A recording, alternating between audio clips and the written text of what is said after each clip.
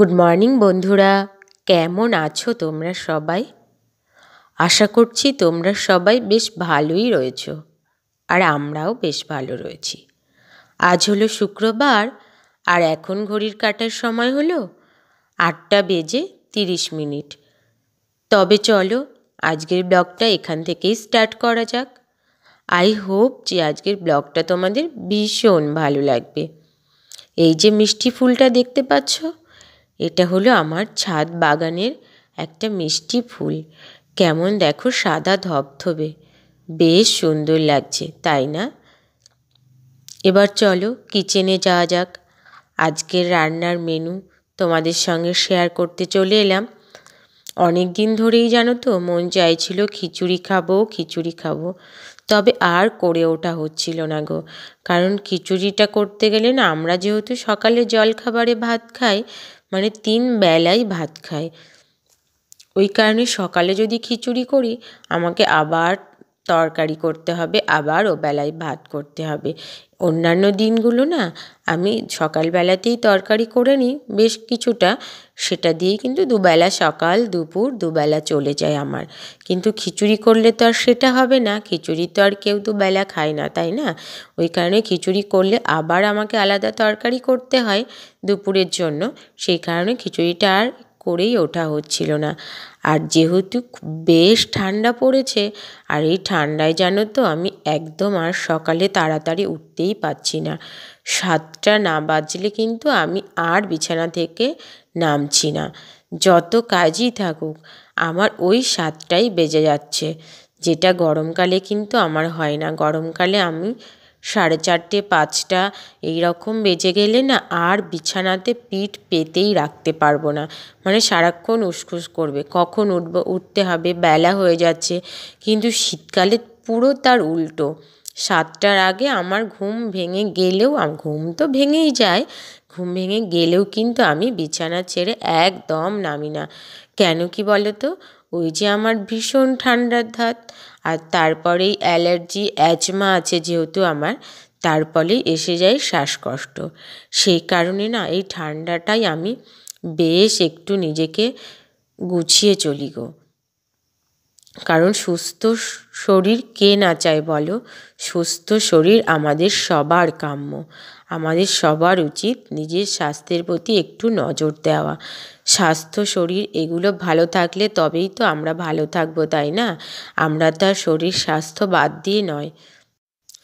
এই যে তোমাদের সঙ্গে গল্প করতে করতে এদিকে আমার খিচুড়ির চালটাও বেশ ফুটে এসছে, আর অন্যদিকে আমি কিন্তু অন্য একটা কড়াইতে সবজিটা অলরেডি ভাজতে শুরু করে দিয়েছি।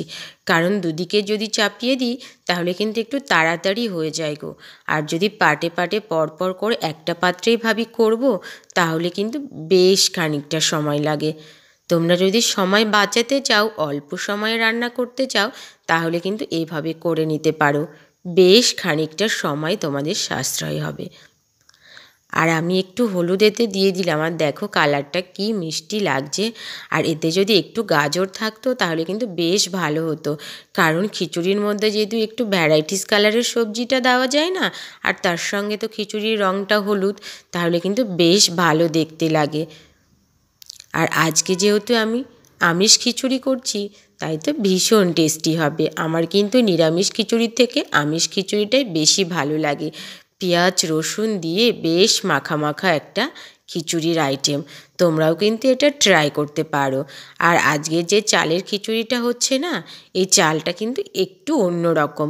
এটা মেয়ের স্কুলের চাল। এই চালটা দিয়ে রান্না করলে না খিচুড়ি বেশ একটু মাখা মাখা আঠা আঠা হয়, আর সেটা খেতে কিন্তু খুবই সুন্দর হয়। খুবই প্রিয় আমার এই খিচুড়িটা। আর এই যে খিচুড়ি রান্নার সিস্টেমটা, এটা কিন্তু শিখেছি আমি নীলের মায়ের কাছ থেকে। নীলের মাকে সেটা নিশ্চয়ই তোমাদের বলে দিতে হবে না। নীলের মা হলো আমার মেজদি ভাই। আমি কিন্তু খিচুড়িটা আগেই ফোড়ন দিয়ে সবজি ভেজে, চাল ডাল ভেজে একবারে চাপিয়ে দিতাম, কিন্তু মেজদি ভাই এইভাবে করে, সেটা দেখেই কিন্তু আমি এভাবেই করছি গো। তবে বেশ ভালো লাগে, এভাবেও কিন্তু বেশ ভালো লাগে।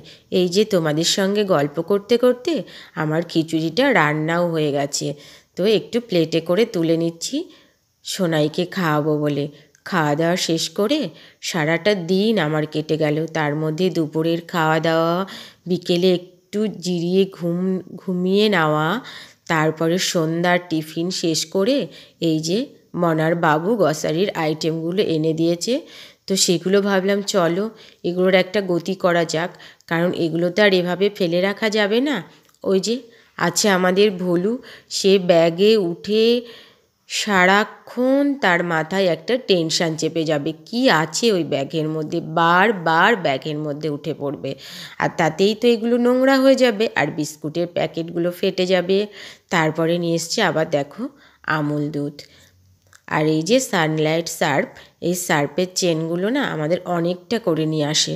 কারণ কি বলো তো, আমাদের কারখানাতে তো প্রতিদিন 1 থেকে 2 প্যাকেট করে সার্ফ লাগে।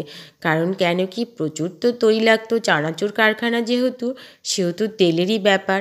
ওই কারণে খুব ভালো করে ওটাকে ক্লিন করতে হয় কারখানাটাকে। তো প্রায় 2 প্যাকেট সার্ফ ওদের প্রতিদিন লেগে যায়। আর হলুদ তো প্রতিদিন 2 প্যাকেট করে লাগে। মাঝে মধ্যে কিন্তু আমার রান্নার হলুদে ওরা হাত বসায়। এতে না আমি মাঝে মধ্যে বেশ রেগেও যাই, জানো তো। কেন কি, তোমাদের দাদা ভাই মাঝে মধ্যে এই হলুদটা আনতে ভুলে যায়, আর তখনই না ওরা আমার এই রান্নাঘরে এসে হাত লাগায়। যাই হোক, ভিডিওর এ পর্যায়ে এসে তোমাদেরকে আমি প্রতিদিনের মতো আজও সেই একটি কথাই বলতে চাই। তোমাদের যদি আমার ভিডিওর কোনো অংশ ভালো লেগে থাকে তবে অবশ্যই একটা লাইক করে দিও আর একটা কমেন্টসও করে দিও। আর তোমরা যারা প্রতিদিন আমার ভিডিও দেখো তাদের সবাইকে জানাই অনেক ধন্যবাদ। আর যারা এখনও আমার চ্যানেলটা সাবস্ক্রাইব করোনি অথচ নিয়মিত আমার ভিডিও দেখো, তাদেরকে আমি বলতে চাই ঝটপট চ্যানেলটা সাবস্ক্রাইব করে নাও। এই যে তোমাদের সঙ্গে গল্প করতে করতে এবার আমি চলে এলাম এগুলো বয়মে স্টোর করতে। আর এই 6টা বয়ম জানো তো আমি মিশো থেকে পারচেস করেছি। বেশ সুন্দর এগুলো দেখতে, তাই না? আমার তো ভীষণ পছন্দের। আমি কিন্তু এগুলো এক প্রকার লুকিয়েই কিনেছিলাম, জানো তো। তবে আজকে আমি মনার বাবুকে বলেই ফেললাম, কেন কি, লুকিয়ে রাখলে তো আর ব্যবহার করতে পারবো না, তাই না। এই যে গোবিন্দভোগ চাল নিয়ে এসছে পায়েস খাবে বলে, আর সঙ্গে আমুল দুধ আর নলেন গুড়ের পাটালি।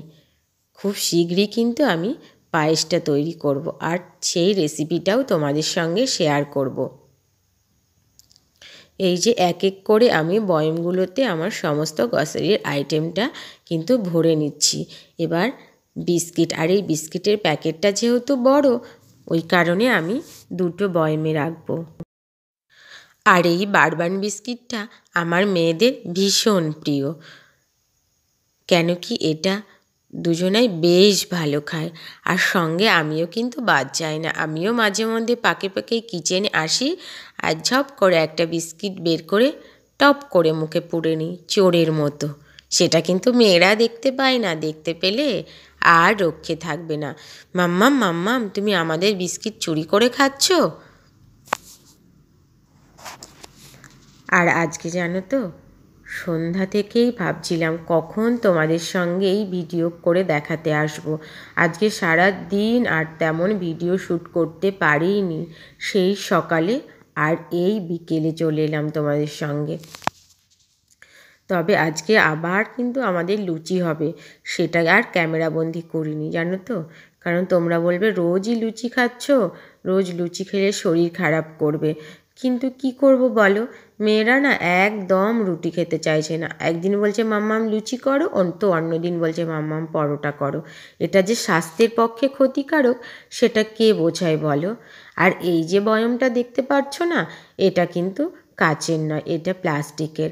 এটা না আমি অনেক দিন কিনেছি, এগুলো বেশ ভালো। আর এগুলো 2টো কিনেছিলাম, একটা বড় মেয়ের হরলিক্স রাখবার জন্য, আরেকটা ছোটো মেয়ের কমপ্ল্যান রাখবার জন্য। এই যে বয়মটা দেখতে পাচ্ছ, এটা আমি মটর ডাল রেখেছি। তবে মটর ডাল বেশ কিছুটা রয়ে গেছে, তাই আজকে কম নিয়ে এসছে, তো সেটাও আমি এর মধ্যে ঢেলে রেখে দিলাম। আর সমস্ত গ্রসারির আইটেমগুলো যদি সাজিয়ে গুছিয়ে স্টোর করে রাখা যায় না, তাহলে কিন্তু কাজের সময় আর কোনো অসুবিধা হয় না। সমস্ত কিছু যদি পরিপাটি করে গুছিয়ে রাখি, তাহলে যখন আমি যেটা রান্না করব তখন কিন্তু সেটাই নিয়ে নিতে পারি। আর এই যে লঙ্কাগুলো এখন আমি এভাবে ভরে রেখে দিচ্ছি, তবে এটা কিন্তু আমি এভাবে রাখবো না, এটাকে আমি রোদ্রে দিয়ে বোটাগুলো ছাড়িয়ে রাখবো। তাহলে না রান্নার সময় ভীষণ সুবিধা হয়।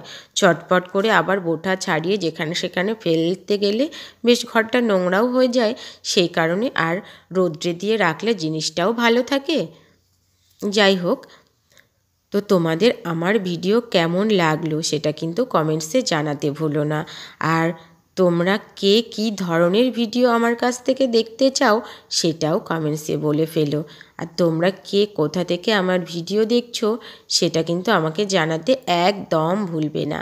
আমার এই বয়মগুলো কেমন হয়েছে সেটা তোমরা কমেন্টসে বলো। আর এই যে আমশক্ত চলে এসছে, আমশক্ত, খেজুর, কিশমিশ, মানে গ্রসারির বাহার আর কি, চাটনি করে দিতে হবে। খুব শীঘ্রই বলেছে রাইস, চাটনি আর চিকেন। যাই হোক, তোমাদের সঙ্গে গল্প করতে করতে সমস্ত কিছুই কিন্তু আমার স্টোর করা হয়ে গেল। আর এই যে লাইফবয় সাবান, সবার বাড়িতেই কিন্তু লাইফবয় সাবান আছে, কারণ লাইফবয় দিয়ে হাত ধোয়া ভীষণ ভালো। দেখো খুব সুন্দর লাগছে, তাই না? তো আজকের মতো এই পর্যন্তই। যদি কিছু ভালো লেগে থাকে একটা লাইক করে দিও আর একটা কমেন্টস করে দিও। তো বন্ধুরা, তোমরা সবাই ভালো থেকো, সুস্থ থেকো, সকলকে ভালো রেখো। টাটা।